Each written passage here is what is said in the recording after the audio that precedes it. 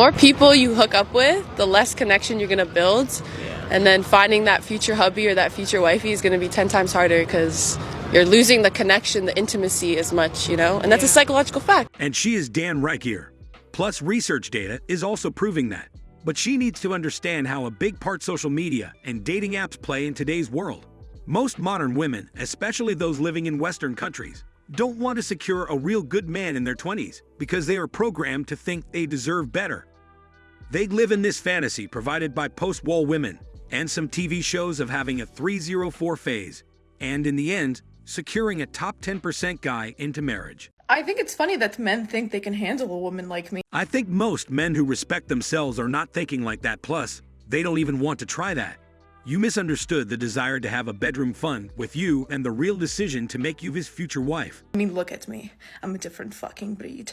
In fact, if you give me the option to choose between big or little spoon, I'll always choose big spoon. Why? I don't care if you're a 6'4" linebacker. 6'4" is not enough for you. Or are you just trying to say the bad boy type of dude is your type? Or maybe both?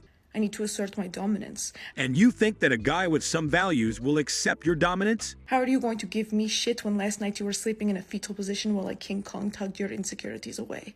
That's right, bitch. You can't. I'm basically your mother now. So with that being said, there's rules in this house. Like rule number 1, you see this chair? Yes, this is the only thing that will ever support your ass in my house. For some reason, I'm not surprised.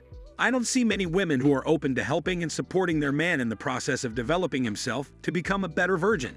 They just want to wait at the finish line and see who is the winner, or at least at the third place in this race called life. But what they not understand is how big effort it takes to get there. And in the end, these guys don't want to deal with a certain type of woman. It will literally never not mind boggle the fuck out of me how powerful narcissists are. You will literally be having a conversation with them and telling them like they fucked you over, that they literally hurt you so bad that they broke your heart, and they somehow still are able to twist and manipulate the story into making you apologize at the very end and making you feel like you are a bad person when you literally did nothing wrong. You had a conversation with him, and he didn't care about your feelings. He broke your heart. And for some reason, you haven't done a simple quick math of 2 + 2. Why are you not saying that you were super attracted to him and wanted to keep it going with a thought in your mind that at a certain point he will change his behavior, because you have the power to do that, even though you know he is a narcissistic type of person?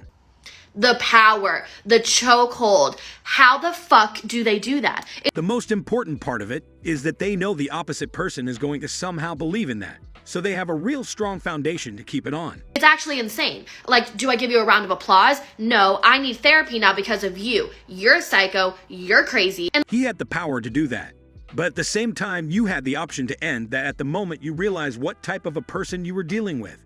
Don't play a victim card right now. The worst part is you don't even realize it's happening. Like while it's happening, you're in this like hypno trance. Then you walk out of the conversation. You're like, what the fuck did I just apologize for? What the fuck did I do wrong? And then you're like, holy shit. Insane. Insane is the thing. You really believed in that, but you were too addicted to the dopamine hits of this emotional carousal.